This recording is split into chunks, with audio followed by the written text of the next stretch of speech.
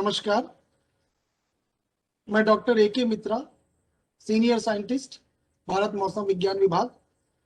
मैं आज आपको पिछले सप्ताह हुए मौसम की जानकारी और आने वाले 2 सप्ताहों में मौसम का क्या मिजाज रहेगा उसके बारे में जानकारी देने जा रहा हूं। दोस्तों, आप अगर देख सकते हैं सैटेलाइट की इमेजरीज में जो क्लाउड पैटर्न और जो मौसम का जो सिस्टम था 30 अप्रैल और 6 मई के बीच में पश्चिमी विक्षोभ का मुख्यतः रूप से प्रभाव रहा। एक के बाद एक देव नॉर्दर्न रीजन में ये, हिमालयन रीजन में ये इनका ज्यादातर प्रभाव रहा और अंततः ये पूर्वी और उत्तर पूर्वी दिशा की तरफ आगे बढ़ा। सो हम कह सकते हैं कि इनका जो प्रभाव वेस्टर्न हिमालयन रीजन से लेके पूर्वी और उत्तर पूर्वी भागों में ज्यादातर रहा। कम दबाव का क्षेत्र और द्रोणिका, जिसे हम कह सकते हैं एक तरह से विंड डिसकंटिन्यूटीज, डेवलप्ड हुई, जो काफी कम अंतराल के लिए थी, जो सारे भारतवर्षों में ये देखने को मिली। सैटेलाइट के इमेजेस में आप देख सकते हैं अफगानिस्तान और उस भागों में ये 3-4 तरीके की इमेजों का संग्रह है, जिसमें मुख्य रूप से पश्चिमी विक्षोभ दिखाई दे रहा है जो बहुत कम अंतरालों में वेस्टर्न हिमालयन रीजन में प्रभावित रहा और बाद में ये मूव किया पूर्वी और नॉर्थ, या कह सकते हैं हम पूर्वी और उत्तर पूर्वी दिशा में। विंड की गतियां भी उसी तरह से रही जिससे मैंने अभी बताया। अगर हम रेनफॉल को देखें, हम अगर वर्षा का वितरण,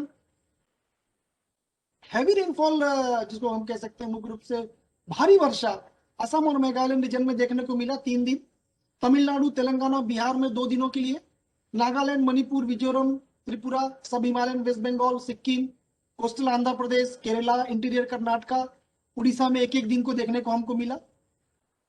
जो ओलावृष्टि हुई एक तरह से, वो भी कई जगहों पे हमने नोटिस की है। तेलंगाना में हम मुख्यतः रूप से 5 दिनों के लिए पाया गया, मध्य महाराष्ट्र में 3 दिनों के लिए पाया गया, मराठवाड़ा में 2 दिनों के लिए,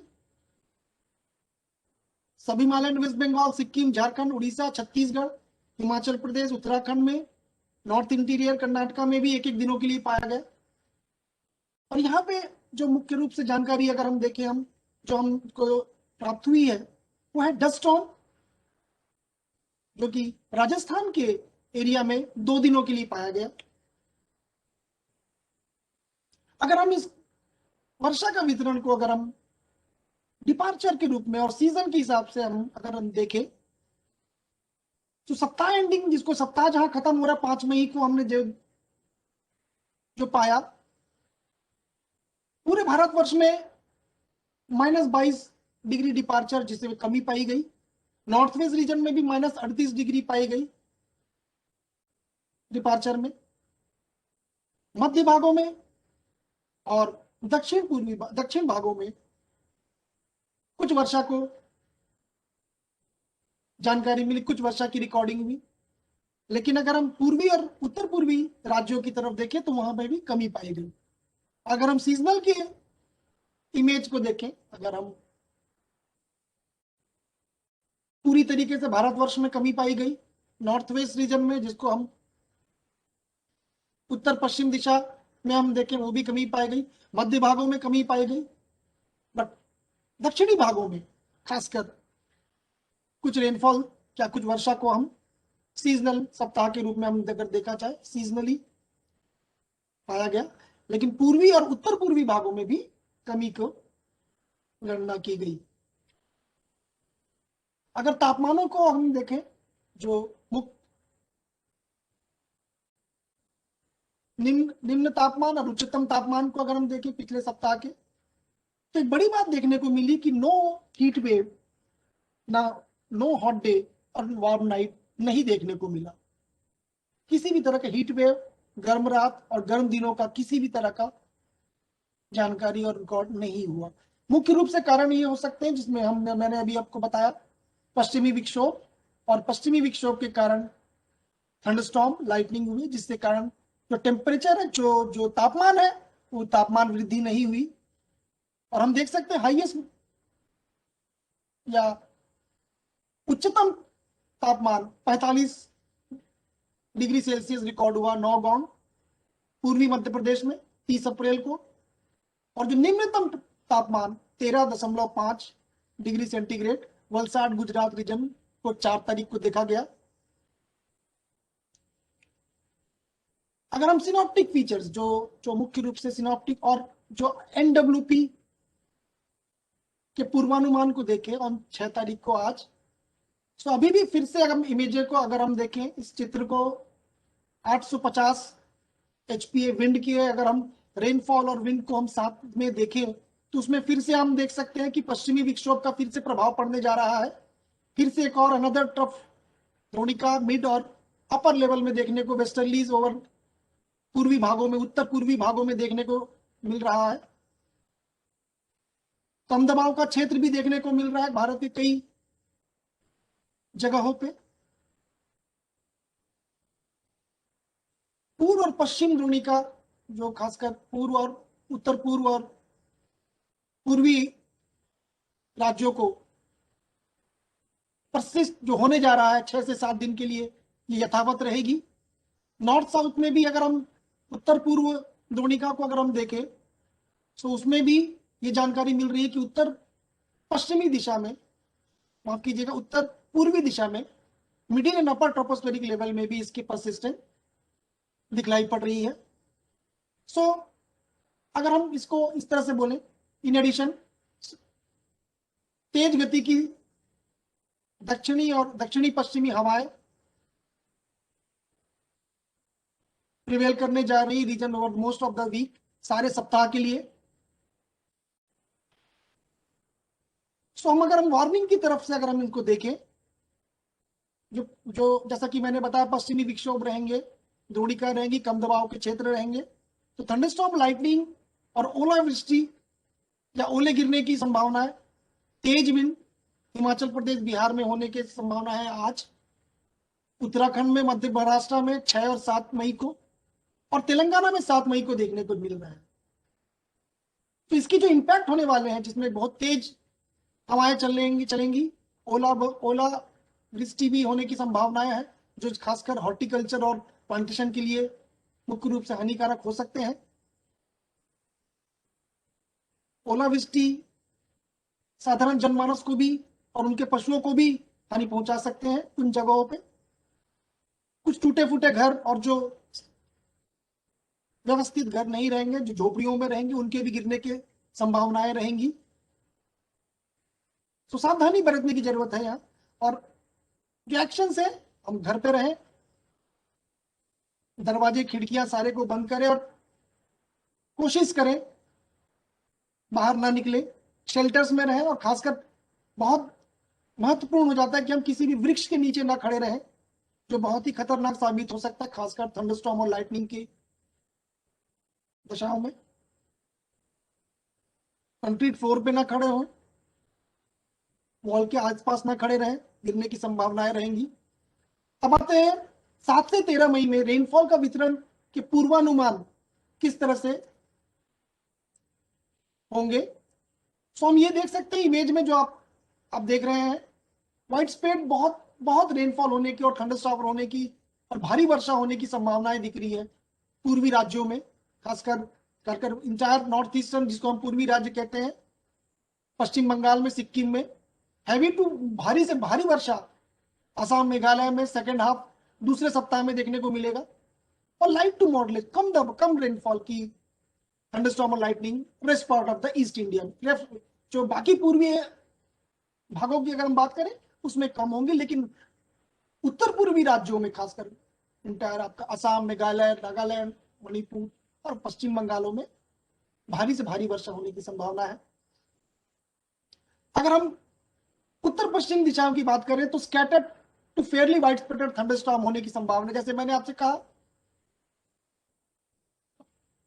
वेस्टर्न डिस्टर्बेंस, जिसको हम पश्चिमी विक्षोभ कहते हैं, उसका प्रभाव 4 से 5 दिन तक रहेगा उत्तर पश्चिम भागों में। इसकी जो वितरण होगा वो प्लेन्स में ज्यादा होंगे और हवाओं के आपस में टकराने से और अरेबियन सी से जो हमारे जो मॉइस्चर जो आएंगे, ये मुख्य रूप से इसके कारण रहेंगे, जिसके कारण थंडरस्टॉर्म लाइटनिंग एक्टिविटीज उत्तर पश्चिम दिशाओं में, उत्तर पश्चिमी भागों में 4 से 5 दिन के लिए रहेंगे। और लाइट टू मॉडरेट रेन, अगर हम दूसरे भागों की बात करें, खासकर दक्षिणी भागों की, तो लाइट टू मॉडरेट थंडरशावर केरला, माहेर, Lakshadweep, coastal south interior Karnataka, isolated rain thunderstorm peninsular India में रहेंगे।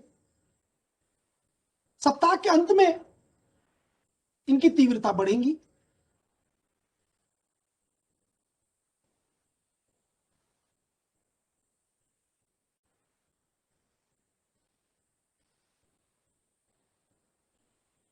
अगर हम तापमान के पूर्वानुमान की तरफ अगर हम आगे बढ़े, जो पहला सप्ताह होगा 7 मई से 13 मई के बीच, जैसे कि मैंने बताया कि पश्चिमी विक्षोभ के कारण थंडरस्टॉर्म लाइटनिंग एक्टिविटी बढ़ेंगी, जिसके कारण थंडरस्टॉर्म एक्टिविटीज और आगे बढ़ेंगी, जिससे मुख्य रूप से जो अधिकतम तापमान है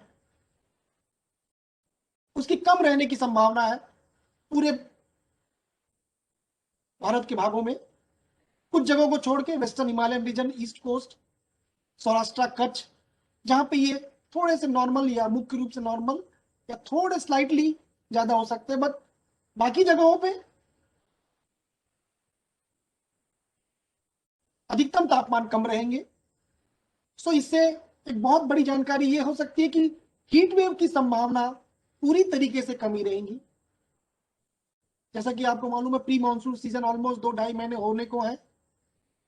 सो कोई बहुत बड़ी ज्यादा तापमान की एक्टिविटी की संभावना कम दिखी, पर अभी भी लगातार कम अंतरालों में पश्चिमी विक्षोभ के आने से हीट वेव की संभावनाएं कम दिख रही है।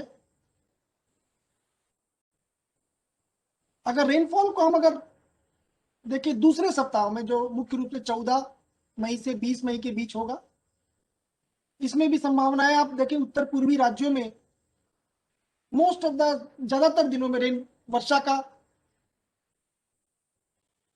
अनुमान है, एक्सेप्ट अरुणाचल प्रदेश अगर हम छोड़ दें। हम जैसा कि मैंने बताया, द्रोणिका और विंड डिसकंटिन्यूटी साउथ पेनिनसुला दक्षिणी भागों में प्रमुखता रूप से देखी जाएगी, खासकर दक्षिणी पेनिनसुला, लक्षद्वीप, ज्यादातर सप्ताहों में। सो वर्षा का जो अनुमान है वो ज्यादा रहेगा, नॉर्मल से थोड़ा ज्यादा रहेगा। लाइट टू मॉडरेट रेनफॉल होने की संभावना है अंडमान निकोबार में दिख रही है। अगर आप इमेजेस को देखें आप दूसरे सप्ताह में 14 मई से 20 मई के बीच, तो आपको उसमें रेनफॉल की संभावनाएं दिख रही है अंडमान और निकोबार में। हालांकि जम्मू कश्मीर में और हिमाचल प्रदेश में बिलो नॉर्मल रहेंगे, मतलब एक तरह से कम रहेगा। अगर हम दूसरे सप्ताह के अगर तापमान को जाए 14 से 20 मई में, दूसरे सप्ताह में थोड़ा टेम्परेचर की इंक्रीज होने की संभावनाएं है। जो मुख्य रूप से जो अधिकतम तापमान है वो बढ़ेंगी, हालांकि संभावना है कि इसको नॉर्मल और थोड़े बहुत नॉर्मल के आसपास रहेंगी पूरे प्रदेशों में, पूरे देश में, देश के सभी जगहों में। वेस्टर्न हिमालय रीजन में, ईस्ट कोस्ट में, छत्तीसगढ़, सौराष्ट्र, कच्छ में दिस थोड़ा सा नॉर्मल रहेगा, जैसे कि हमने देखा पहले। सो लो टू बहुत लो प्रोबेबिलिटी रहेंगी हीट वेव्स की इन जगहों पे, खासकर Orissa, Saurashtra, Kutch, coastal areas of Andhra Pradesh दूसरे सप्ताह में। सो दूसरा सप्ताह जो रहेगा, खासकर उड़ीसा, सौराष्ट्र, कच्छ और कोस्टल एरिया ऑफ आंध्र प्रदेश में लो टू मॉडरेट प्रोबेबिलिटी की हीट वेव होने की संभावना है। दोस्तों आप प्लीज विजिट करिए, डाउनलोड करिए हमारे ऐप, मौसम app, Damini app, Meghdoot app, मौसम और डिफरेंट ऐप, डिफरेंट वेबसाइट्स है, जिसमें आप सारी जानकारी हमारे फोरकास्ट के बारे में, हमारे अनुमान जो भी आ रहे हैं, आप उनको देख सकते हैं। कोविड का समय है, अगले सप्ताह हम फिर आपके सामने प्रस्तुत होंगे। मौसम की जानकारी देने। धन्यवाद। Thank you.